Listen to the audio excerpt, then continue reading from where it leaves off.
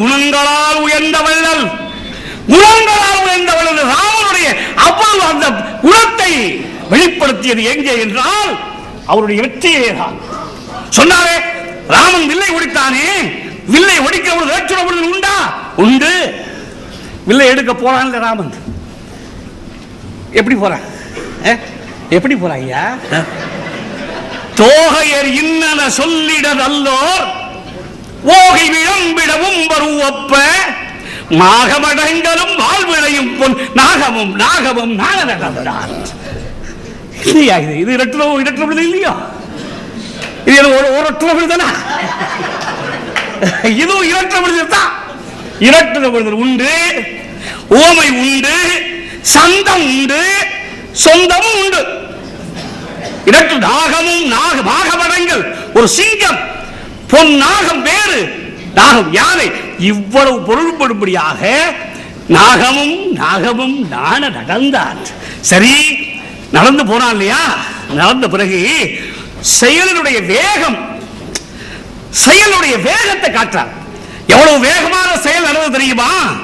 தடுத்து இமையாமல் இருந்தவர் தானில் மடுத்தும் நான் நுதி வைத்தலும் நோக்கார் கடுப்பினில் யாரும் அறிந்தினர் கையால் எடுத்தது கண்டார் இட்டது கேட்டார். இது என்னது? கண்மூடி கண் திறக்கிறதுக்குள்ளே எடுத்தது கண்டார் இட்டது கேட்டார் என்று இன்னைக்கு எல்லாரும் சொல்லக்கூடிய வரி இருக்கிறதே. இந்த வரி யாருடைய உள்ளத்தை எப்போ தைத்தது என்றால் வெற்றியில் வந்த பாட்டு.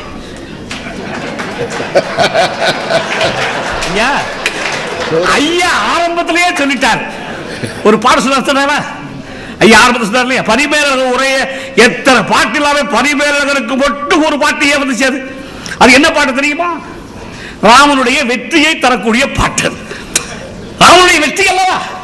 முதல் நாள் போரிலே ராமன் வெற்றி அடைந்து அவனை பார்க்க சொன்னார். ஆலையா உனக்கு அமைந்த மாறுத வரைந்த நல்ல ஆலையா, ஆலையா உனக்கு அமைந்த மாறுத வரைந்த புலையாகிற கண்டனை இன்று போய் போக்கு நாளைவாகிற நல்கிறன் வாழை தாவூரு நாகிழன் கமுகின் கோசல நானுடைய வள்ளல். அவன் அந்த வரிதான் பரிமேலழகருக்கு பட்டிருக்கிறது, எங்கள் நடுவருக்கு பட்டிருக்கிறது என்று சொன்னார். அது வெற்றி அல்லவா? வெற்றியில் அமைந்த பாடல் தான் மனசில் பதியுது. எது மனசில் பதிய? வெற்றியில் அமைந்த பாடல். மக்கள் ரொம்ப சொல்லிடுறாங்க, மக்கள் ரொம்ப மகிழ்ச்சியாக இருக்கிறார்கள். ராமன் வில்ல முடிச்சுட்டான். முடிச்ச பிறகு கல்யாண வீட்டில் 2 பேர் உட்கார்ந்து இருக்காங்க. ஒரு பக்கத்தில் ராமன், ஒரு பக்கத்தில் சீதை. ஒன்றிய போகம் யோகம் போல ஒத்திரிக்கு உட்கார்ந்துட்டாங்க. அந்த ஊரில் உள்ளவர்கள்லாம் பேசுறாங்க. ஒரு பக்கத்தில் மிதிலை மாநகர மக்கள், இன்னொரு பக்கத்தில் அயோத்தி மக்கள். அயோத்தி மக்கள் ராமனை பார்த்து சொல்கிறார்களா, நம்பியை காண நங்கைக்கு 1000 நயனம் வேண்டும். எங்கள் ராமன் இருக்கிறாரே, அவனை பார்ப்பதற்கு 1000 கண்கள் வேண்டும். மிதிலை மாநகர மக்கள் சும்மா இருப்பார்களா? சம்மதி சும்மா இருப்பாரா? அதை சும்மா இருப்பாரா? அந்த மிதிலை மக்கள் சொல்கிறார்களாம், கொம்பினை காணும் தோறும் குரிசிற்கு வந்ததேயாள. என்னையா பாட்டது? கொம்பினை காணும் தோறும் எங்கள் சீதை இருக்கிறாரே, அவரை ஒவ்வொரு தடவையும் பார்க்கிறதுக்கு 1000 கண்டு வேணியா? உங்க ராமனை பார்ப்பதற்கு 1000 கண்டு போதும். எங்கள் சீதையை பார்ப்பதற்கு ஒவ்வொரு முறையும் காணும் தோறும் இந்த தொறுங்கிற சொல்ல கொண்டு வந்து போடுறாரியா. பிரதி ஞாயிறு தோறும் விடுமுறை நாள் என்ன அர்த்தம்? ஒவ்வொரு ஞாயிற்றுக்கிழமை விடுமுறை அர்த்தம். அது மாதிரி இந்த தொறும் என்ற சொல்லை இங்கே பயன்படுத்தி அந்த சொல்லாட்சியை காட்டுவதற்கிறதே வெற்றியிலே காட்டப்பட்டது. இந்த மாதிரி சொல்லாட்சி. சரி, விராதன் வதைப்படத்தில் தத்துவத்தை வெளியிடுகிறார். தத்துவம் வருது சார் வெற்றியில. வெற்றியில் தத்துவம் வருது. விராதன் வதைப்படத்திலே விராதன் கொல்லப்பட்டு விட்டான். அப்போ கம்பன் புகழ் எப்படி பாடுறான் தெரியுமா? அந்த பாட்டுக்கு ஆழ்வார்கள் பாட்டுக்கு இணையாக பாடுறான். அதாவது கம்பனாட்டாளர் சொல்றாங்க. என்ன பண்றாங்க? வேதங்கள் அழகின்ற உலகெங்கும் விழுந்தரவும் பாவங்கள் இவை என்னின் படிவங்கள் எப்படியோ ஓவங்கள் கனவென்றி ஒன்றினோடு ஒன்று ஒவ்வா பூதந்தோறும் உறைந்தால் அவை உன்னை பொறுக்குமோ என்று பாவங்கள் இவை என்னில் படிவங்கள் எப்படியோ என்பதும் வாராதே வரவல்லாய் என்ற பார்வையெல்லாம் பார்க்கிற பொழுது கம்பர் அந்த பார்வை வெற்றி வருகிற பொழுது தத்துவத்தை பேசுகிறான், வெற்றி வருகிற பொழுது இரட்டுற மொழிகளை பேசுகிறான், வெற்றி வருகிற பொழுது நல்ல ஓவை அணியை பயன்படுத்துகிறான், வெற்றி வருகிற பொழுது சொல் அழகை பயன்படுத்துகிறான், வெற்றி வருகிற பொழுது கம்பன் ராமனையே உணங்கலாம் என்ற வல்லது என்று பாராட்டப்படக்கூடிய அளவிற்கு அந்த வெற்றி இருக்கிறது. அப்புறம் அதான் இருக்கா, வேற ஒண்ணும் இல்லையா? எப்படி சார் ராமனுடைய அம்பு எப்படி போகுதான், அம்பு எப்படி போகுதான் பாருங்க. வானத்தர கடலின் புற வலையத்தர மதிசூழ் மீனத்தர மிளிர்குண்டல வதரத்தர விடல்வேன் காணத்தன மலையத்தர சிஷ்டியம் கரையில் தானத்தர தானத்தர காகுத்தன் சரம் உந்திய சிரமே. காகுத்தன் சிரத்திலே உண்டப்பட்ட தலை வானத்தர கடலின் புற வலையத்தன மரிசூழ் மீனத்தர நீர்குண்டல வதனத்தர மிடல்வெண் காணத்தர வலையத்தர. அந்த சந்தம் இருக்கிறதே தானத்தன, தானத்தர என்பதுதான் சந்தத்துக்கு அடிப்படையே. தானத்தர தானத்தர தானத்தர தார தானத்தர தானத்தர தானத்தர தார கம்பரச தானத்தர பயன்படுத்துகிறார். இந்த சந்தம் ஐயா வெற்றியில தான் வருது. ராஜாராம் ஒத்துக்கிட்டு போங்களேன். இழப்பு பாருங்க, இழப்பு என்பது வெற்றி என்பது ஒன்றுதான். ஒருவர் இழந்தால் ஒருவர் வெற்றி. அதுதானே, ராவணன் வீழ்ந்தால் அது ராமன் வெற்றி, இந்திரஜித்தன் வீழ்ந்தால் அது இழப்பன் வெற்றி, குமாரன் வீழ்ந்தால் அது ராமன் வெற்றி. ஆக அந்த வெற்றியில எந்த பாட்டு எடுங்க, வெள்ளருக்கன் சடைமுடியார் பாட்டு அற்புதமான பாட்டு. அது கடைசி வரி, அது சொல்லுங்க அவர் சொல்லிக்குவார். கடைசி வரி உட்புகுந்து தடவியதோ ஒருவன் வாழி அடிச்சிட்டார். சமயம் பார்த்து அடிப்பாங்க. அதான் நம்ம நாட்டில் எப்போ அடிக்கணுமோ அப்பதான் அடிக்க மாட்டாரு. சமயம் பார்த்து அடிச்சிருப்பாங்க. இருக்கட்டும் பரவாயில்ல. இப்போ ஒருவன் வாழி, ஒருவன் இருக்கிறது. இப்போ இது மண்டோதரி பாட்டு, இது மண்டோதரி சொல்ற பாட்டு.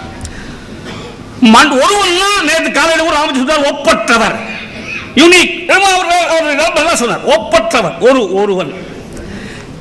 மண்டோதரி தன்னுடைய கணவனை கொன்ற ராமனுடைய அம்பு ஒப்பற்றவன், ராமனை ஒப்பற்றவன் சொல்லுவாளா, சொல்லி இருப்பாளா?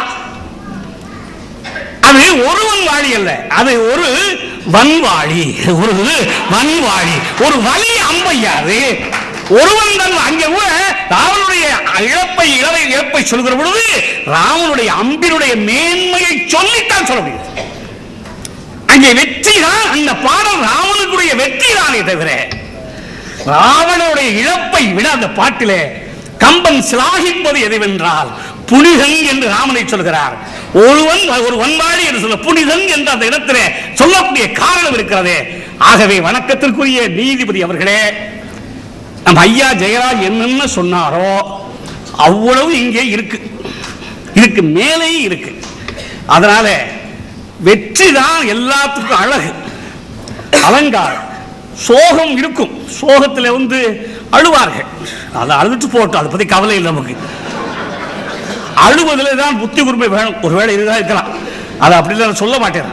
அழுவார்கள், அழட்டும். ஆனாலும் கூட கம்பனுடைய கவி மேன்மை விகுதியும் வெளிப்படுவது சிக்கல்களில் இருப்பதை விட வீழ்ச்சிகளில் உள்ளதை விட வெற்றி கொண்டாட்டத்தில் தான் இருக்கிறது என்று கூறி கம்பனுடைய கவி மேன்மை வெளிப்படுவது சொல்லி வாய்ப்பதை வாழ்த்து வழங்கி விடைபெறுகிறேன். நன்றி, வணக்கம். அன்புடைய பெருமக்களே, ரொம்ப நுணுக்கமாக பேராசிரியர் சுப்பிரமணியம் ரொம்ப நுணுக்கமாக சொன்னார்கள். கண்டேன் என்று சொன்னால்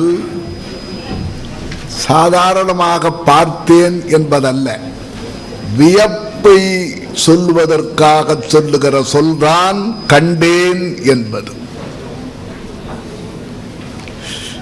கைகளால் ஒருவனை காப்பாற்றுவாய், கால்களால் ஒருவனை தேய்ப்பாய். அதுதானே இயற்கை, அப்படிதானே?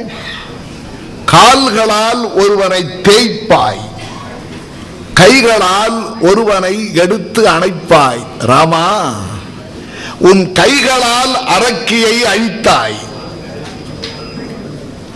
உன் கால்களின் மேன்மையால் அகலிகையை எழுப்பித்தாய். இதான் சார் கம்பர்.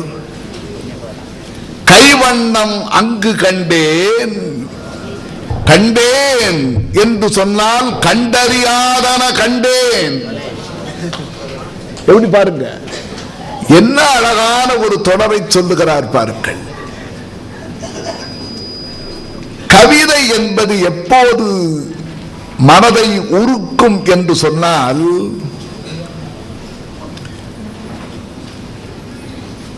அழுகிற போதுதான் கவிதையே சொட்டும். என்ன sir? The sweetest songs are that express the saddest thoughts. இந்த துன்பப்படுகிற போது, கசிந்து உருகும் போது, கண்ணீர் மல்க துடிக்கிறார்கள் பாருங்கள். புலம்புகிற போது ஏற்படுகிற ஒரு கலக்கம் இருக்கிறது பாருங்கள். கம்பனுக்கு ஒரு மகன் இருந்தான் என்கிறார்கள், எனக்கு தெரியாது. ஆனால் மகனை இழந்த தந்தை எப்படி புலம்புவார் என்பது கம்பனுக்கு தெரிந்தது போல யாருக்கும் தெரியாது என்று வேறு யார் சொல்வார்கள்? வாரியார் சொல்வார். எனவே கவிதை கொப்பளிக்க வேண்டும் என்றால் மகிழ்ச்சியில் 1000 பாடல்களை எழுதலாம், மகிழ்ச்சி பெருக்கில் பொங்கி வரலாம். ஆனால் துன்பத்தின் நுணுக்கத்தை தம்பியர் இன்றி மண்மேல் கிடப்பனோ தமையன், அப்படி உருக்குது பாருங்க. தம்பியர் இன்றி மண்மேல் கிடப்பனோ தமையன் மண்மேல். இந்த ஒரு வரியை யாராவது சொல்லாமல் இருக்கிறாங்களா பாருங்க.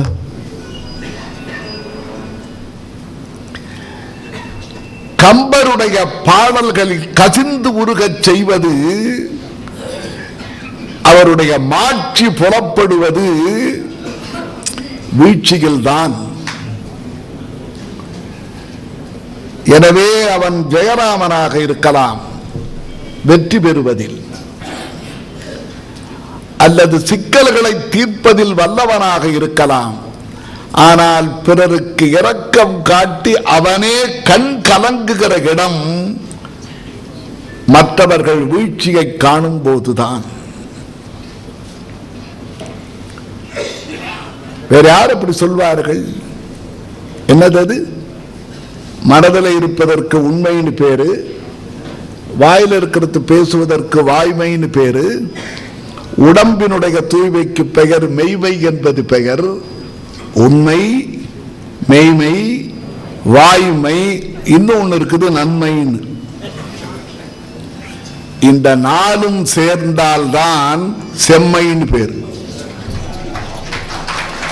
அதனால்தான் செம்மை சேர் நாமம் தன்னை கண்களால் தெரிய கண்டான். வாலி தவித்து துடிக்கும் போது பேசுகிற ஒரு பாட்டினுடைய மாட்சியை இப்போது என் அருமை நண்பர் பேராசிரியர் ராஜாராம் அவர்கள் உரையாற்றுவார்கள். எங்கள் மரியாதைக்கும் வணக்கத்திற்கும் உரிய ஐயா அருளாளர் அவர்களே, உன்னுடைய நாட்டில் இப்போ யார் எதை செய்வதுன்னு ஒரு விவஸ்தையே இல்லாம போச்சு. ஓரத்தில் உட்கார்ந்திருக்கிறவர் வருகிறார், இப்படித்தான் நீங்கள் பேச வேண்டும். சொல்ல வேண்டியது நடுவர், சொல்ல வேண்டியவர் அவரே தவிர நீங்கள் அல்ல சகோதரர் அவர்களே. அவர் என்ன சொன்னார்? கவிஞன் புத்திசாலியாக இருக்க வேண்டும், புத்திசாலித்தனம் வெளிப்பட வேண்டும். இப்போ நான் சொல்கிறேன், கண்ணதாசன் ஒரு இடத்தில் சொன்னார், ஆட்சி முறைகளிலேயே மிகச்சிறந்த ஆட்சி முறை ஜனநாயகம், சந்தேகமே இல்லை. ஆனால் அதில் மிகப்பெரிய சிறப்பம்சம் என்ன தெரியுமா? ஜனங்களுக்கும் அதற்கும் எந்த தொடர்பும் கிடையாது என்பதுதான். இது புத்திசாலித்தனம். இப்போ சமீபத்தில் ஒரு இளைஞன் எழுதினான், இறை தேட சென்றானா இரையாகி போனானா தமிழக மீனவன். இதுல எது கவிதை? கண்ணதாசன் சொன்னதுல புத்திசாலித்தனம் இருக்கிறது. இரண்டாவது நான் சொன்னதில் உணர்ச்சி இருக்கிறது. எது உணர்ச்சியோடு இருக்கிறதோ அதுதான் கவிதையினுடைய அடிநாதம் என்பதுதான் எங்களுடைய வாதம். நீங்க பாட்டுக்கு அது இருக்கணும் இது இருக்கணும். இப்போ யதார்த்தவாதம் என்று வருகிற போது நீங்க அந்த சிலம்பு குண்டு எல்லாம் சில சமயங்களில் இல்லாமலும் போகலாம். என்றைக்கும் ஒரே போன்று சுவை தருகிறதோ அதன் பெயர்தான் கவிதை என்பதை தயவு செய்து நீங்கள் மறந்து போய் விடாதீர்கள். இப்போ நீங்க ஐயா ரொம்ப அருமையா சொன்னீங்க, கண்ணீரில் பிறப்பது தாங்க கவிதை. அதை படிக்கிறவர்களுடைய கண்களிலிருந்தும் கொண்டு வர வைப்பதுதான் மேன்மையான கவிதை. அது எங்கே சாத்தியமாகி இருக்கிறதுன்னு நீங்க பார்த்தா போதும். கம்பன் யாரை காட்டுகிறான்? ராமபிரான் சாதாரணமானவன் அல்ல. நாங்களும் அதை பணிந்து ஏற்றுக்கொள்ளுகிறோம். நாமும் போட்டிருக்கிற காரணத்தினாலே என்னவோ என் நண்பர் ஆடினார் பாடினார், நல்ல வேளை மேடை ரொம்ப உறுதியா போட்டிருக்கீங்க, எல்லா வேலைகளும் செய்தார். இப்ப ராமபிரான நாங்களும் வணங்குகிறோம், அதுல ஒன்றும் மாறுபாடு கிடையாது. ஏனென்றால் கம்பராமாயணத்தினுடைய தனி சிறப்பு கடவுள் வாழ்த்து என்று வேறு யாருக்கும் கம்பன் வணக்கம் செலுத்தல்ல. அலங்களில் தோன்றும் பொய்மை அரவண பூதமைந்தும் விளங்கிய விகாரப்பாட்டின் வேறுபாடு உற்ற வீக்கம் கலங்குவது எவரை கண்டால் அவர் என்பர் கைவில் ஏந்தி இலங்கையில் பொருதார் என்றே மறைகளுக்கு இறுதியாவார் என்று அவருக்கே அவன் வாழ்த்து பாடினான். அவன்தான் நாயகன். இப்போ அவன் யாரை எதிர்த்து நிற்கணும்? அப்படிப்பட்ட ஒரு நாயகனுடைய எதிர்த்தலைவன் எப்படிப்பட்டவனாக இருக்க வேண்டும்? மிக சாதாரணமாக படைத்து விட்டான் என்று சொன்னால் கவிஞனுடைய மேன்மை அதுல இல்ல. பரம்பொருளை நாயகனாகி படைப்பதில் அவனுடைய மேன்மை. அதற்கு நிகராக ஒருவனை படைத்து காட்டி அவன் வீழ்கிறான் என்பதை காட்டுகிற போதுதாங்க கவிஞனுடைய மேன்மையே நிற்கும். நான் இலங்கை ஜெயராஜ் அவரிடத்தில் பணிவாக சொல்லுகிறேன், அவர் வீழ்ச்சியை தோல்வி என்பது போன்று சித்தரித்தார். தோல்வி வேறு, வீழ்ச்சி வேறு. வீழ்ச்சி என்பது தோல்வி அல்ல. ஒரு லட்சியத்திற்காக போராடி அடைய முடியாமல் வீழ்ந்து போனால் அது வீழ்ச்சி. அதுவே தோல்வி அல்ல. நாளை இன்னொருவன் அதை வெற்றியாக மாற்றுவான். சுதந்திரத்திற்காக போராடி நேதாஜி வெற்றி பெறவில்லை, ஆனால் அது தோல்வி அல்ல, வீழ்ச்சியாக இருக்கலாம். பின்னால் வந்தவர்கள் வெற்றியாக மாற்றுவார்கள். அதே போன்றுதான் ராமாயணத்தை பொறுத்தவரையில் இந்திரஜித்து தோல்வியடையவில்லை, வீழ்ந்தான். அதுதான் நாங்க சொல்லுகிறோம். எனவே ஒரு நுட்பமான வேறுபாடு இருக்கிறது என்பதை ஓரத்தில் இருந்தாலும் புரிந்து கொள்ளுங்கள். இப்ப என்னுடைய வாதம் என்ன, நீங்க நினைச்சு பாருங்க.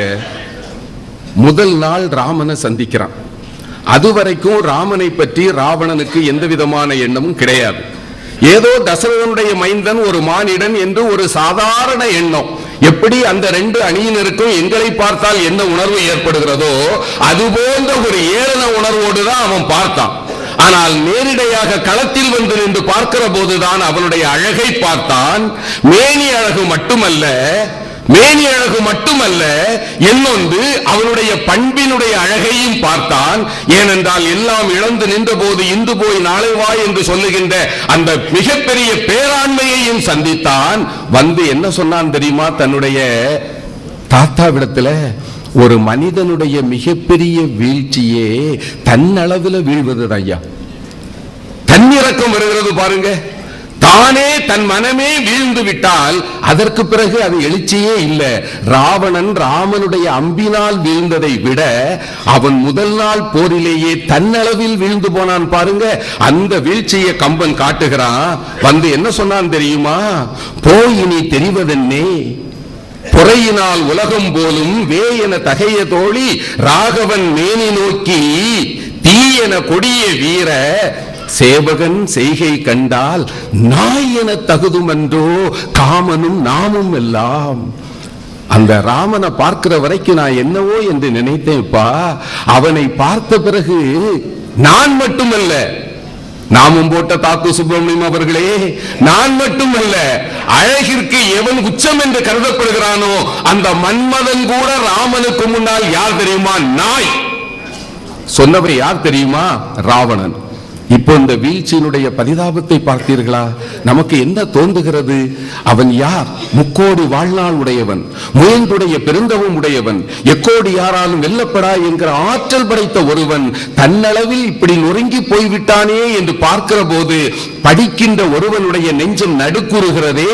இதை செய்வதில் தான் கவி சக்கரவர்த்தியாக நிற்கிறார் என்பதுதான் எங்கள் அணியினுடைய அடிப்படையான வாதம். கமையாள் ஒக்கும் மங்கையர் உச்சிக்கரம் வைக்கும் கமையாள். இது கவி கூற்று. சீதை யார் தெரியுமா? உமாதேவி போன்ற பெண்களே தலை மீது கை வைத்து வணங்க தகுந்த பொறுமை உடையவள். ஒரு கன்னி பெண்ண முதலாவதாக அறிமுகப்படுத்துகிற போது அவளுடைய அழகை எல்லாவா சொல்லி இருக்கணும். ஆனா கம்பன் என்ன சொன்னான் தெரியுமா? இவள் பொறுமை உடையவள். ஒரு பெண்ணினுடைய மிகப்பெரிய அணிகலனே அதுதான். இன்னைக்கு சொன்னா நிறைய பேர் ஒத்துக்க மாட்டேங்கிறாங்கிறது வேற விஷயம். என்னது? சரி சரி, மிகப்பெரிய அணிகலனே அதுதானே, பொறுமைதானம்மா. இப்போ இதை யார் சொல்லுகிறா? அன்றைக்கு கம்பன் என்ன சொன்னானோ அதே இதை அவளை காமநோக்கில் பார்த்த ராவணனை பார்த்து சொல்ல வைத்திருக்கிறான் அல்லவா? இந்த மனிதனிடத்தில் எப்படி ஒரு மகத்தான மாற்றம் வீழ்ச்சியின் போது ஏற்பட்டிருக்கிறது என்று காட்டுகிறானே, அந்த பாத்திரத்தினுடைய வளர்ச்சியையும் இதில் காட்டியிருக்கிறான் என்றால் இதைத்தான் நாங்கள் கவிதை என்று சொல்லுகிறோம். என்ன சுகராகம் நெஞ்சில தைக்காதா? ஏதோ ஒரு நாடோடி பாட்டுங்க. சில்லென்று பூத்த சிறுநெறிஞ்சு காட்டிடே நெல்லென்று கூறி நின்றவழி போனீரே என்கிற வரி என்பது இன்றைக்கும் நம்முடைய நெஞ்சில் நின்று கொண்டு இருக்கிறது என்றால் எது நெஞ்சை தொடும் தெரியுமா? வேதனையான ஒன்றுதான். முன்னால ஆங்கில பேராசிரியர் இருக்கிறார், பாரடைஸ் லாஸ்ட் படித்தவர்களுக்கு தெரியும். இறைவனை பற்றி பாட வந்தவன் சாத்தானுடைய வீழ்ச்சியை பற்றித்தான் அதிகமாக பாடியிருக்கிறான். அதனால் தான் மில்டன் பெருங்கவிஞனானான் என்பது நண்பர்களே விவரம் தெரிந்தவர்கள் சொன்னது, நாங்க இல்லை இல்லையா? அதனால நாங்க விவரம் தெரிந்தவர்கள் என்று சொல்லி வீண் பெருமை பேச நான் வரல. இப்ப இந்திரஜித்து வீழ்ந்த ஐயா, நீங்க தமிழ் இலக்கியத்துல இது போன்ற ஒரு வேதனையை பிரதிபலிக்கிற பாடலை நீங்க பார்த்திருக்க முடியாது. டிகேசி எழுதினார். என்ன எழுதினார்? 10 பாடல்களில் ராவணன் புலம்புகிறான். டிகேசி சொன்னார், ராவணனுக்கு 10 தலைகள் தானே இருந்தது என்பதற்காக இப்போதுதான் வருத்தப்படுகிறேன். ஒருவேளை அவனுக்கு 100 தலைகள் இருந்திருக்கும் என்றால் இப்போது 100 பாடல்கள் அல்லவா கம்பன் பாடியிருப்பான். ஏனென்றால் அந்த ஒவ்வொரு பாடலும் அந்த மாதிரி இருக்குங்க. அவன் வீழ்ந்து கிடக்கிறான். வீழ்ந்து கிடந்த பிறகு ராவணன் என்ன பேசினான் தெரியுமா? பூந்து ஒரு பகைமேல் புக்கு என் புத்திரனோடும் போனார், மீண்டிலர் பிரிந்து வாழ்ந்தார், விரதியர் இருவரோடும் ஆண்டுள குரங்கும் ஒன்று அமர்க்களத்தை யாரும் இன்னும் மாண்டிலர், இனி மற்ற உண்டோ ராவணன் வீர வாழ்க்கை. இப்ப என்ன எழுதினா பாருங்க, என் வீர வாழ்க்கைன்னு சொல்லல, ராவணனே தன்னை 3ஆம் மனிதனை போல் நிறுத்தி இந்த உலகம் இனி என்ன சொல்லும், இதுவரை என் வீரத்திற்கு கட்டுப்பட்டு கிடந்த இந்த உலகம் என் மகன் வீழ்ந்தான் என்றால் அதோடு என் வீரம் போயிற்று, ராவணனுடைய வீர வாழ்க்கை என்ன ஆயிற்று என்று சொல்லுகிற போது தன்னை ஒரு 3ஆம் நிலையில் நிறுத்தி கொண்டு பேசுகிறானே, இந்த இடத்தில் தான் கம்பன் வெற்றி பெறுகிறான் என்பதுதான் எங்களுடைய வாதம். இப்போ தாக்கு ஒரு கேள்வி கேட்டார், என்ன ஏன்பா இப்படி குறுக்காக சிந்திக்கிறீங்க? எங்கேயாவது வன்வாளி என்று சொன்னால் அது ராமனுடைய வெற்றி சிறப்பு தானே. ஆனா உங்களுக்கு நான் சொல்றேன், முடிஞ்சா நீங்க எங்களோட கூட்டணி வச்சுக்குங்க. ஏன் தெரியுமா? ஏன்னா அவர் எனக்கு யாரும் இல்லைன்னார்ல, என் நண்பரை நான் தனியா விட்டுறலாமா? வெற்றி பெறுகிற போது நாங்க அவரை அழைத்து கொண்டு போக வேண்டாமா? அதற்காகத்தான் சொல்லுகிறேன், நீங்க நன்றாக எங்களோட வேணா கூட்டணி வச்சுக்குங்க. ஏனென்றால் வெற்றியினுடைய அடுத்த பக்கமே வீழ்ச்சி தான். ஒரு நாணயத்தினுடைய 2 பக்கம் தானங்க வெற்றியும் வீழ்ச்சியும். அதனால் நீங்கள் ராமன் வெற்றி பெறுகிறான் என்று சொன்னால் அடுத்த பக்கத்துல வீழ்ச்சியை பற்றியும் இருக்கிறது என்பதை தயவு செய்து நீங்கள் என்ன மறந்து விடாதீர்கள். இப்போ மண்டோதரி புலம்பினால அந்த மண்டோதரியினுடைய புலம்பல்ல வெளிப்படுவது என்பது ராமனாவ பாராட்டுவாளா என்றா மண்டோதரிக்கு நன்றாக தெரியுங்க, ராமன் சாதாரணமானவன் அல்ல. ஆரா அமுதாய் அலைகடலில் கண் வளரும் நாராயணன் என்று இருப்பேன் ராமனை நான் சொன்னவை யார் தெரியுமா? மண்டோதரி. ராமன் யார் என்றால் அலைகடலில் கண் வளர்கின்ற நாராயணன் என்று நான் தெரிந்திருந்தேன். ராவணா உனக்கு தெரிய புலம்புகிறாள் என்றால் அவள் ராமனை அறியாதவள் அல்ல. இப்ப நீங்க இந்த பாடலை நினைச்சு பாருங்க. வெள்ளருக்கும் சடைமுடியான் வெறுப்பெடுத்த திருமேனி மேலும் கீழும் எள்ளிருக்கும் இடமின்றி உயிரிருக்கும் இடம் நாடி இழைத்தவாரோ கள்ளிருக்கும் மலர்கூந்தல் ஜானகியை மனச்சிறையில் கறந்த காதல் உள்ளிருக்கும் என கருதி உடல் புகுந்து தடவியதோ ஒருவன் வாளி. கணவன் வீழ்ந்து கிடக்கிறான், உடம்பெல்லாம் சல்லடை கண்களாக துளைக்கப்பட்டிருக்கிறது. அந்த வாளி அவன் மார்பில் தைத்தது என்று சொல்வதற்கு ஒரு காதல் மனைவியால முடியலங்க. தடவுறது என்றா என்ன தெரியுமா? அன்பாக நான் உன்னை காதல் நேரத்தில் உன்னுடைய நெற்றியை வருடி கொடுத்திருக்கிறேனே, இந்த அம்பும் உள்ளே சென்று உன்னை தடவியதோ என்று கேட்கிறாள் என்று சொன்னால் உள் புகுந்து தடவியதோ என்ற அந்த ஒரு சொல்லில இருக்குங்க கம்பனுடைய ஆற்றலும் சிறப்பும் என்பது கற்றவர்கள் அறிவார்கள். இந்த பாடல்ல ஒரு நயத்தை பார்த்தீங்களா? முதல்ல அவ சொல்லுகிற போதே பூவுல தான் ஆரம்பிக்கிறா. ஏனென்றால் அவள் இழந்தாள். நான் இழந்தாலும் சரி இன்னொருவர் இழந்துவிடக் கூடாது என்கிற பண்பு இருக்கிறது. வெள்ளருக்கும் சடைமுடியான் என்று எம்பெருமானை சொல்லுகிற போதே வெள்ளருக்கும் பூவை தன் தலையில் சூடிய சிவபெருமான் என்று தொடங்கினாள். அடுத்தது மலர் கூந்தல் ஜானகி என்று சொன்னால் நான் கூந்தலில் இருந்து மலரை இழக்கலாம், ஆனால் எந்த காரணம் கொண்டும் என் போன்ற நிலைமை என் எதிரிக்கு கூட வரக்கூடாது என்று நினைக்கின்ற ஒரு பண்பு. இது தமிழ் பண்பு. இதுதான் தமிழ் பண்பு. வேதனைகள் எனக்கு வரலாம், பிறருக்கு வந்து விடக்கூடாது என்று கருதுவது. ஏனென்றால் தமிழன் யார் தெரியுமா? தமிழ் மொழியே பண்பாட்டினுடைய மொழிதான். அதனால்தான் இன்று தமிழர்கள் அதை பேசுவதை விட்டுவிட்டார்கள். நீங்க நல்லா நினைச்சு பாருங்க. எனக்கெல்லாம் கற்றுக் கொடுத்த என் ஆசிரியர் பெருந்தகைகள் திணையை ரெண்டா பகுத்தார்கள் அல்லவா? உயர்திணை என்று சொன்னான். உயர்வுக்கு எதிர்பதம் தாழ்வு தானே. அப்படி என்றால் அடுத்த திணை தாழ்திணை என்றுதானே சொல்லி இருக்கணும். தமிழன் எதையுமே தாழ்வாக கருதியவன் அல்ல. எனவேதான் அடுத்த திணையை சொல்லுகிற போது தாழ்வு அல்லாத திணை அகிரிணை என்று சொன்னான் என்றால் இதுதான் தமிழனுடைய செம்மாந்த பண்பு. அந்த பண்பைத்தான் கம்பன் இங்கு மண்டோதரி வாயிலாக வெளிப்படுத்துகிறான். கள்ளிருக்கும் மலர்கூந்தல் ஜானகியை மனச்சிறையில் கறந்த காதல் உள்ளிருக்கும் என கருதி உடல் புகுந்து தடவியதோ ஒருவன் வாளி என்கிற பாடலை படிக்கிற போது ஒருவருடைய நெஞ்சில் கண்ணீர் வரவில்லை என்றால் என்ன உச்சு உச்சு உச்சு உச்சு என்ன கேலி பண்றதா? இதயமே இல்லாதவர்கள்ட்ட பேசி என்னையா பயன்? நீங்க கம்பனுடைய மேன்மை நிற்பது அதுதாங்க. அவன் ஒரு சாதாரணமா வீழ்ந்து போயிட்டான் என்று சொல்லிட்டா ஒண்ணுமே இல்லையே. நீங்க இந்திரஜித்தினுடைய ஆற்றலை பற்றி சொல்லுகிற போது அவன் என்ன சொன்னான் என்பதை நினைத்து பாருங்க. கும்பகர்ணன் பேசுகிற போது எப்படி பேசினான்னு நினைத்து பாருங்க. இந்த முரண்னு ஒண்ணு சொல்றோம் இல்லையா? நான் இதை சொல்லி முடிச்சிடுறேங்க. முரண் என்று சொல்லுகிறோமே, எப்படி காட்டினா தம்பி இடத்துல கும்பகர்ணன் பேசுகிறான். புலையுறு மரணம் எய்தல் எனக்கது புகழதேயால். எந்த மரணம் புகழுக்குரிய மரணமாக இருக்கும்? ஒரு வீரனுடைய மரணம் உயர்ந்த நோக்கத்திற்காக போராடி மாண்டு போனால் அந்த மரணம் மரியாதைக்குரியதாக இருக்கும். இப்போ விடுதலை திருநாள் வரப்போகுது. தூக்கில் தொங்கிய பகத்சிங்கினுடைய மரணத்தை பற்றி பேசுகிற போது அது மிகச் சிறந்த பாராட்டுதற்குரிய, அது புகழுறு மரணம் என்று போற்றுகிறோம். அப்படித்தானே? ஆனால் நான் எதற்காக போரிடுகிறேன்? என்னுடைய அண்ணனுடைய காமத்திற்காக. ஆனால் அவனுக்கு துணை செய்வதற்காக போராடுகிற போது என்னுடைய மரணம் என்பது புலையுறு மரணம். ஆயினும் தன் அண்ணனை விட்டுக் கொடுக்காமல் இவன் என்று போராடினான். குலமானம் காக்க போராடினான். மரணமே வரும் என்று தெரிந்து மரணத்தை எதிர்கொண்டு புன்னகையோடு எதிர்கொண்டு போராடினான் என்பதால் எனக்கு அது புகழ் என்று சொல்லுகிறானே. புலையுறு மரணம் எனக்கு அது புகழதேயால் என்றால் இந்த முரணில் கூட கம்பனுடைய மிகச்சிறந்த கவிமேன்மை இருக்கிறது என்ற காரணத்தினால் நடுவர் அவர்களே, உங்களை புகழ்ந்து பேசி நாங்கள் நிச்சயமாக பேச மாட்டோம். ஏனென்றால் நீங்கள் புகழ்ச்சிக்கு அடிபணியாதவர்கள் என்பது எங்களுக்கு தெரியும். இதுவே ஒரு புகழ்ச்சி நினைக்காதீங்க. அவர்களைப் போல எங்களுக்குத்தான் தீர்ப்பு சொல்ல வேண்டும் என்றும் நாங்கள் கேட்க மாட்டோம். எங்கள் வாதங்களை பணிவோடு நாங்கள் உங்கள் முன்பு வைத்திருக்கிறோம். எங்கள் வாதம் சரியானது என்று நீங்கள் கருதுவீர்களானால் எங்கள் அணியை நீங்கள் தேர்வு செய்யுங்கள். இல்லை என்றால் இன்னும் நாங்கள் நன்றாக பேச வேண்டும் என்பதை கற்றுக்கொள்ளுகிறோம். நன்றி, வணக்கம். மண்டோதரி புலம்புகிறாள். தன்னுடைய கணவன் கீழே விழுந்து கிடக்கிற போது அவள் துன்பத்தினால் துடிக்கிறாள். அந்த பாட்டில் ராமனை புகழ்வாளா? சொல்லுங்கள். மண்டோதரி தன்னுடைய மணாளன் மண்ணில் கிடப்பதைக் கண்டு அவள் கண்ணில் குருதி வெள்ளம் பொங்கிட அவள் புலம்புகிறாள்.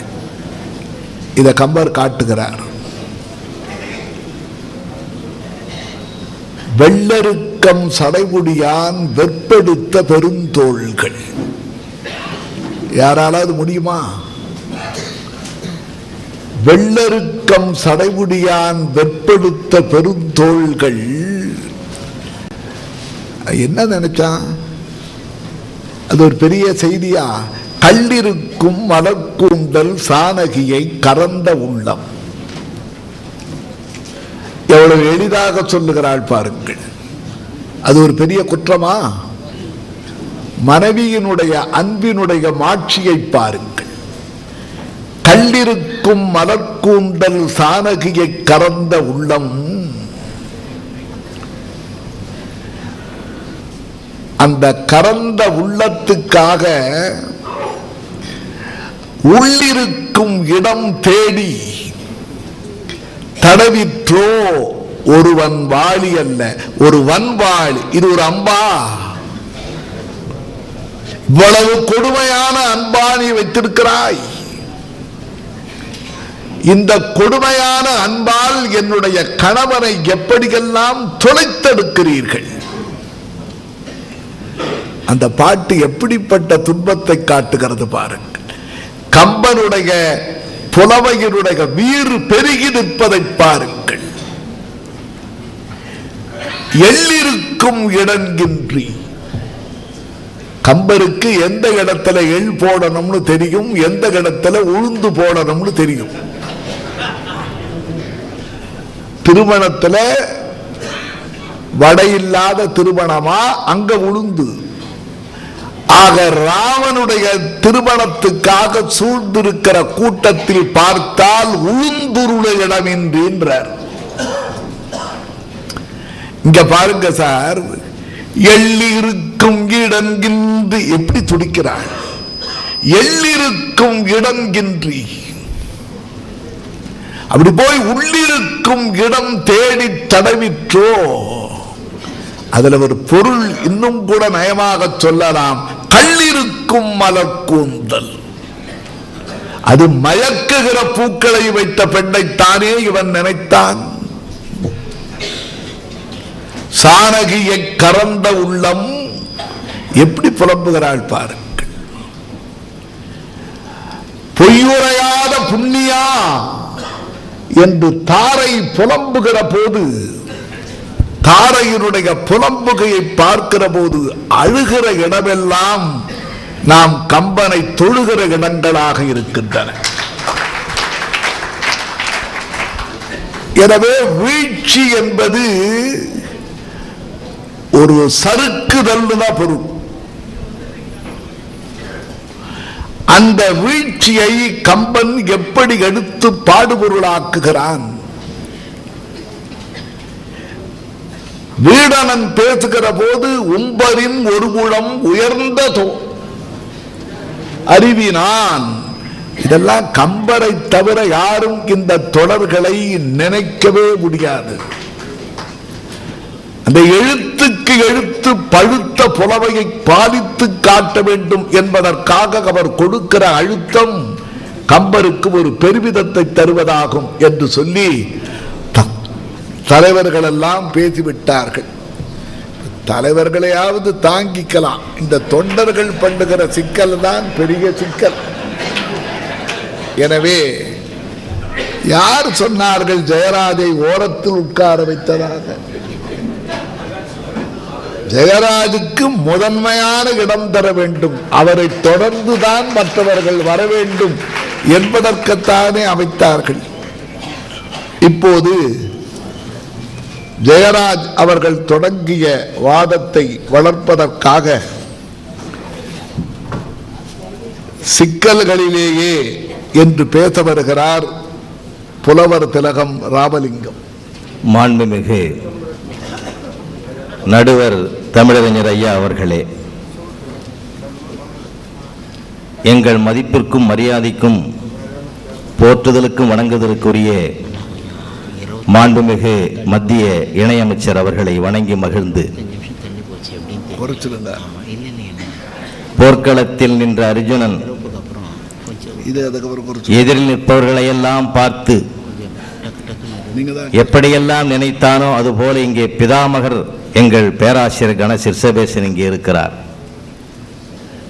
அந்த புறம் பார்த்தால் அங்கே டாக்டர் சாரதா அம்பியாரன் அவர்கள் இருக்கிறார்கள், சிலம்புலியார் ஐயா இருக்கிறார்கள், அறிவுளை ஐயா இருக்கிறார்கள். அறிஞர்கள் நிறைந்திருக்கிற இந்த சபையை வணங்கி மகிழ்ந்து என் உரைக்கு வருகிறேன். மாண்புமிகு நீதிபதி அவர்களே, வெற்றிகளை எல்லோரும் பாடிவிடலாம், சோகங்களை வீழ்ச்சிகளை கூட எல்லாரும் முடிந்த வரையில் பாடலாம்.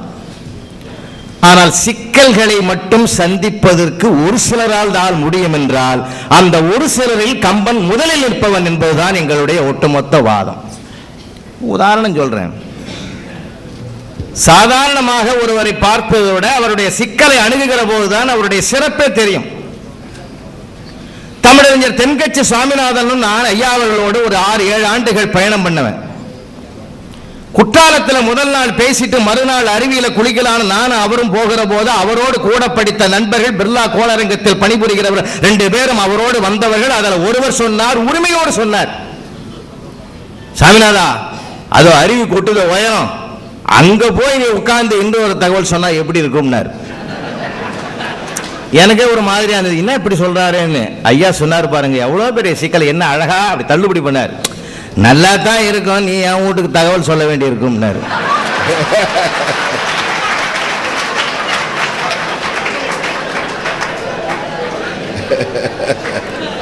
காலங்காலமாக வானொலியில் அவர் பேசினாலும் அந்த ஒரு நிமிட பேச்சுதாயா அவரை உலகத்துக்கு மிகப்பெரிய ஞானியாக காட்டியது. எப்ப சிக்கல் வருதோ அப்ப சமாளிக்கணும். நான் நேரம் இருந்தா இன்னொன்னு கூட சொல்ல கிளம்ப ஒரு வரியில சொல்லிடுறேன். ஐயாவை நானும் ஒரு கிராமத்துக்கு போயிருக்கிறோம். அந்த ஊர்ல லயன்ஸ் கிளப் என்ன பண்ணாங்க, அமரர் ஊர்தி வாங்கி பஞ்சாயத்து தலைவர் கொடுக்குறாங்க. இதை வாழ்த்தி பேசணும் நாங்க 2 பேரும். நான் சொன்னேன், இருக்கிறதுல நான் சின்ன பையன், அந்த தகுதி எனக்கு இல்லை, உங்களோட அதை முடிச்சுக்கலான்னு. அப்படியாடா சொல்றேன்னாரு. சொன்னாரு பாருங்க, இந்த ஊரை நம்பி வாங்கி கொடுத்துருக்காங்க, இதை எல்லாரும் பயன்படுத்துங்கன்னு சொல்ல மாட்டேன். யார் யாருக்கு எப்பப்ப தேவைப்படுதோ அப்பப்ப பயன்படுத்திங்க. பயன்படுத்தாம இருந்தாலும் துரு பிடிச்சிரும். இதை இப்போ பஞ்சாயத்து தலைவர்கிட்ட ஒப்படைக்கிறேன், முடிஞ்சு போச்சு. சார் நான் என்ன கேட்கிறேன், வெற்றியை சந்தோஷமா எப்ப வேணாலும் பகிர்ந்துக்கலாம் சார். சிக்கலை அணுகிறதா அதுல ஒரு வெற்றி தீர்வு கண்டுட்டு வச்சுங்களேன், அந்த தீர்வு தருகிற மகிழ்ச்சி ஆனந்தம் எதுலையுமே வராது சார், எதுலையுமே வராது. ஒரு 2 செய்தியை மட்டும் நான் சொல்றேன். இங்கே மாற்றாந்தாயினுடைய சிக்கல் மிகப்பெரிய சிக்கல், பெண் தூக்கிக்காக அங்கே வருகிற சூட்பலகையினுடைய சிக்கல் மிகப்பெரிய சிக்கல், நடுவிலே பல சிக்கல்கள் வருகிறது. ஒவ்வொரு இடத்திலும் கம்பன் எப்படி நிமிர்ந்து நிற்கிறான். அப்போ கைதியை மரண சாசனம் மரண வாக்கு மூலமாக கொடுக்கிறான் தசரத சக்கரவர்த்தி. இவள் என் மனைவி இல்லை, அவளுடைய மகன் எனக்கு மகன் இல்லை, முடிஞ்சு போச்சு. சிக்கலின் தொடக்கம். ஆனால் சிக்கலுடைய முடிவு எப்படி இருக்கிறது என்றால், அந்த சிக்கலுடைய தொடக்கத்தை விட முடிவிலே கம்பன் கவி மேன்மை அடைகிற இடம் அங்குதான் இருக்கிறது. திரும்பி 14 ஆண்டுகள் முடிந்து ராமபிரான் திரும்பி வருகிற போது தசரதனை சந்திக்கிற வாய்ப்பு வருகிறது. 2 வரங்கள் நான் தரேன். திருப்பி அந்த வரத்தை எப்படி பெருமான் கேட்பதாக கம்பன் எழுதுகிறான் தெரியுமா? அங்கதாங்க கவிதையினுடைய மேன்மை இருக்கிறது. நீ என்னுடைய அம்மாவை இல்லை என்று சொன்னாய, என்னுடைய மகன் தம்பியை மகன் என்று சொன்னாய, அவர்கள் மீண்டும் எனக்கு தாயும் தம்பியும் ஆகும் என்று கேட்கவில்லை. தீயல் என்று நீ துறந்த என் தெய்வமும் மகனும் தாயும் தம்பியும் ஆம்பரம் தருக என்று கேட்கிற போதுதான் கம்பனுடைய கவிதை உச்சத்திற்கு போகிறது. அதான் உண்மை. இவரே தாயாகவும் தம்பியாகவும் கேட்கல, ஏன்னா அந்த அவன் சொன்ன மரணவாச வாக்குமூலத்திற்கு இழுக்கு வந்து விடக்கூடாது என்று கருதி ராமனுடைய திருவாயினாலே தெய்வம் என்று கைகேயையும் அவனுடைய மகன் என்று பரதனையும் சுட்டிக்காட்டி அவர்களே எனக்கு தாயும் தம்பியும் ஆம்பரம் தருக என்று சொல்லுகிற போதுதான் கவிதை மேன்மை அடைவதாக நாங்கள் கருதுகிறோம். மாண்புமிகு நீதிபதி அவர்களே, வார்த்தைகளே ஒரே ஒரு வார்த்தையில கம்பனுடைய யாரு கம்பன் என்பதை காட்டி விடுகிறார். ஒரு சிக்கல் வருகிறது, சூப்பரகை வருகிறாய், அரைக்கு அழகு வடிவம் எடுத்து வருகிறாள், அரைக்கு அழகியாக வருகிறாள். அதுதாங்க கம்பனுடைய கவிதை மேன்மைய. அழகி தெய்வமாகிறாள், விதவை மதிக்கப்படுகிறாள். இதுதான் முக்கியமானது. 3 இடமும் தான் நான் காட்ட முடியும்.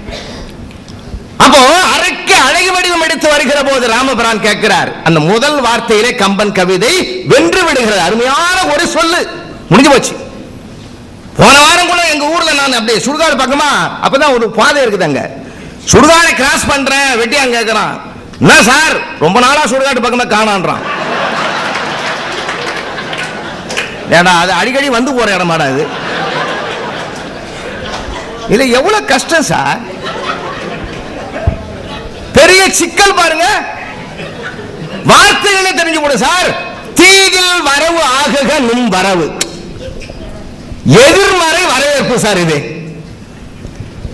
சிக்கலுடைய தொடக்கம். இந்த வார்த்தையை என்ன அழகா சொல்லி, தீதில் வரவு ஆகுக நும் வரவு, என்ன அழகு தாங்க கவிதனுடைய மேன்மை.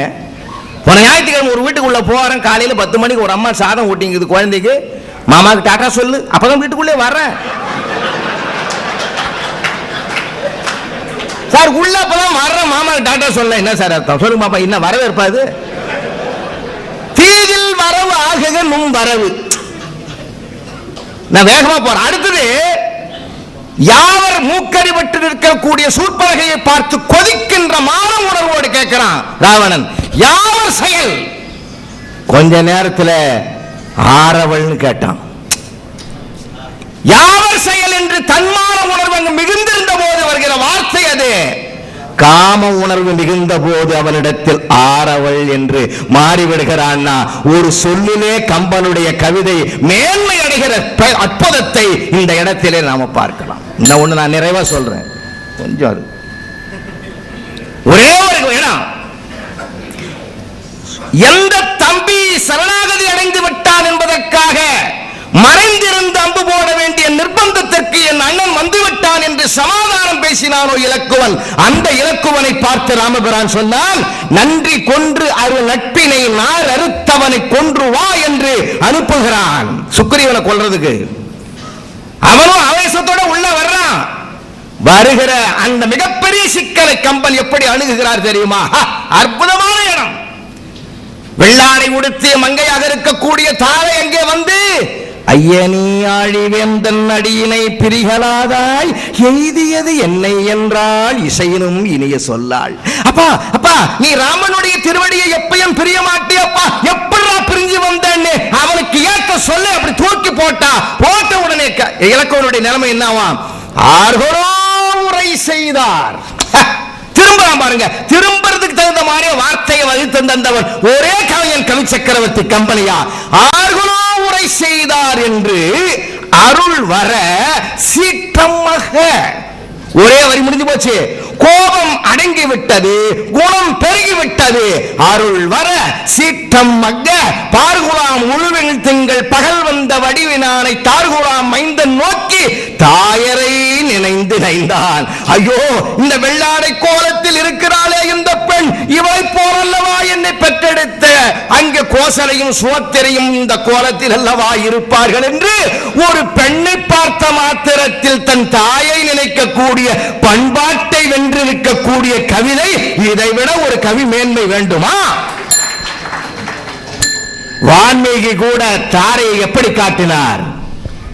சுக்கிரீவன் வாலி மறைவுக்கு பிறகு சுக்கிரன் அவளை மனைவியாக்கி கொண்டார் என்றெல்லாம் கதையை முடித்தார். அப்படியே கம்பன் பாடி இருந்தால் செல்லமே சீரியல் பார்க்கிற மாதிரி ஆகும்.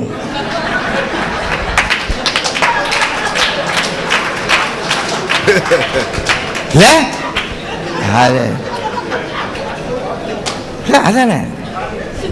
ஆனால் அந்த பண்பாட்டை, கலாச்சாரத்தை, நாகரிகத்தை உச்சத்திற்கு கொண்டு வந்து ஒரு குரங்கு இனத்தில் பிறந்த பெண்ணை கூட கோப்பெருந்தேவியோடு நினைத்து பார்க்கிற வகையில் கவிதை மேன்மை செய்திருக்கிறான் என்றால் இதைவிட சான்று வேண்டுமா?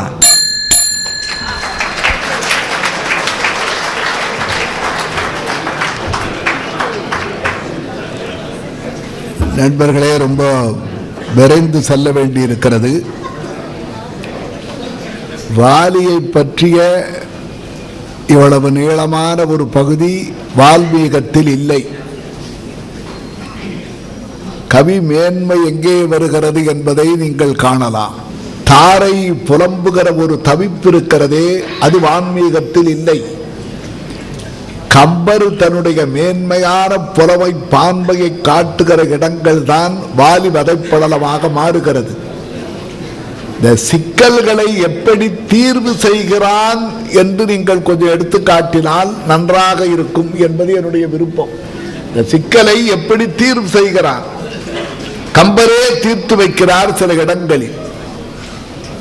இவன் சிறை வைத்தான் என்பார், பிறகு சிறையில் இருந்து நீங்கினான் சொல்லுவார். எனவே கம்பனுடைய புலமை சொல்லழகாலும் பொருளழகாலும் மட்டுமில்லாமல் அவருடைய புலமை திறத்தால் எப்படி விடுவிக்கிறார் என்பதைத்தான் நீங்கள் எண்ணி பார்க்க வேண்டும். இப்போது வெற்றியே என்ற பகுதியில் பேச வருகிறார் அருமை மோகன சுந்தரம். அவர் இளம் பிள்ளையிலிருந்தே பேசியே பிறந்தவர். நல்ல நடுவர் அவர்களே, மத்திய அமைச்சர், அருளாளர் உள்ளிட்ட அவையை வணங்குகிறேன். என் முன்னே அமர்ந்திருக்கும் இலக்கிய உலகின் ஜாம்பவான்களையும் வணங்கி என் உரையை ஆரம்பிக்கிறேன். வாழ்க்கையிலே சிக்கல் வரும், வீழ்ச்சி வரும், வெற்றியும் வரும். சிக்கலும் வீழ்ச்சியும் எப்படி வரும்னு நிறைய பேருக்கு ஒரு சந்தேகம் இருக்கும்.